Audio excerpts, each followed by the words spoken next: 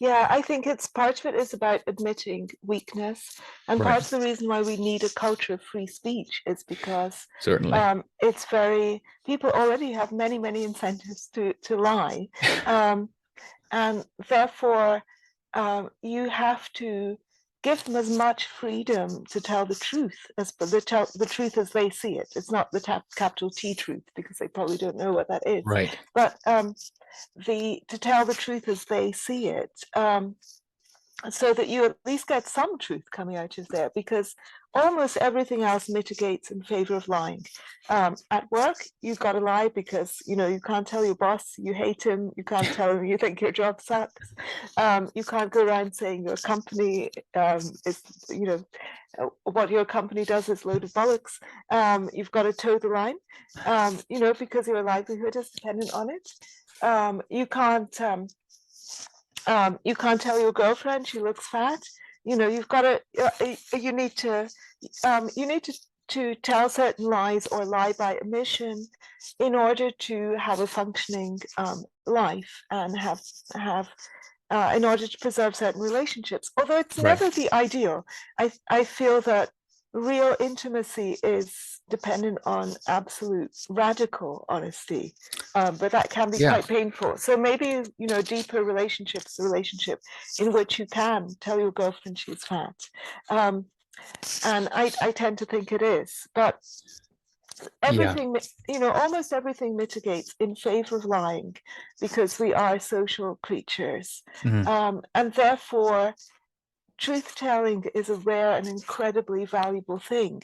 And as soon as we Yeah. start having hate speech laws, as we have here in the UK, so you can Oof, actually yeah. be prosecuted for things you tweet and stuff like that.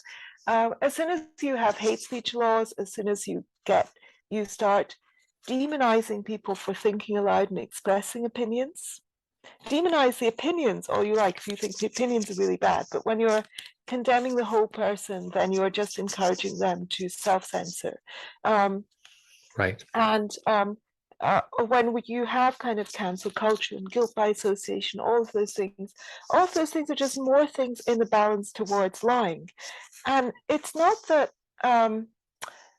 I mean, I do believe less in a marketplace of ideas, and I think a battle of Oh, ideas is right. Okay. more apt. Is a more apt thing. The marketplace of ideas can go very wrong, at least in the short term. In the short to medium term, very eloquent demagogues who are telling you something that is Yeah. very untrue and damaging can become extremely popular. So I think Modi is one of those examples. For example, um, I think to a certain extent, Trump was able to ride that kind of wave.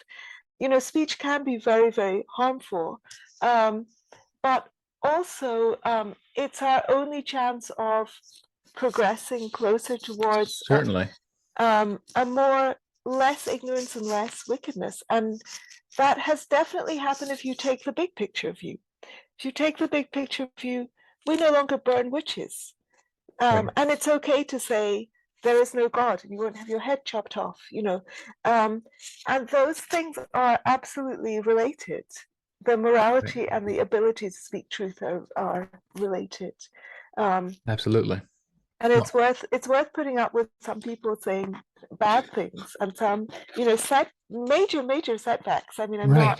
it's not trivial the kind of harm that people can do in their speech and writing. It's not trivial at all, but it's nevertheless it's it's the only free speech is the only way we'll ever arrive at the truth of things It if we is protect that. it is absolutely. I completely concur with that entire thought there. It is the most vital tool we have to decipher, discover, to wipe away the dirt on whatever is hidden below of whatever truth is out there. It is the most vital tool we have. And I don't think people realize, Daniel, we've talked with this Daniel and Daniel Sharp, of how critical, how vital, and how hard won this was. It wasn't just something we woke up one day and it was all hunky dory and it was delightful. Oh, we have free speech. How nice. Thank you, King. Thank you. We were so delighted you bestowed this to us. No, this was fought in the trenches. This was fought in the field. We're going back hundreds, thousands of years of just having this not be there, having laws of heresy. This is something that we too quickly will diminish and don't realize as soon as we diminish one person, that same precedence we're setting can be used against us too. It's a very shoddy position that too many people take and don't realize that it's something that's the most vital tool we have for bettering the world, not just bettering our own position in it, but bettering the world collectively. Mm. And I think to your point, Iona, that you were saying earlier, I think it's largely too because when it comes to a more radical truth and the fact we don't do that, I would say I'm on the cusp. I prefer truth over all else. I think my guiding principles in life are truth, love, and understanding. I think they're all connected.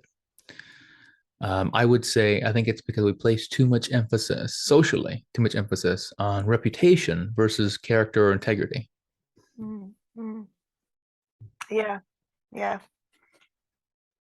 Yeah, I think it's one of those elements we just don't realize that I'd rather have someone who may have 500 people say this person of their so-called reputation, but then find out of their character and their quality of their character and integrity was so high and so magnanimous that this reputation was likely a smear campaign against this person or people who don't know this person. So I think it's something we place too much emphasis on is reputation versus character and integrity, which is I think far more vital for the individual. It's I think it goes deeper than even what we would call self-confidence. I think it's something we don't talk about enough. It's self-esteem, how you view yourself, your own worth in your actions, your own worth in the world. And I think it's good. I think that's all, in some grand, beautiful mosaic. I think it's all connected with what we've just said too. I think to be against the tribe, but not against it, to run parallel to it, I should say, to not be a part of it, is to think differently. It's utilizing free speech, but it's also the ability to realize what is your innate worth in your actions. What are you wanting to put out there, especially not for the world to see, but what do you value of yourself and of your actions in the world, and for your fellow human beings? What do you value of them with respect to your actions in the world too? I think it's very difficult to be radically honest because we all have things that we prefer stayed hidden. There are many things that we prefer other people didn't know, and in fact, I think we generally overestimate how easy it is to hide things. Oh, right.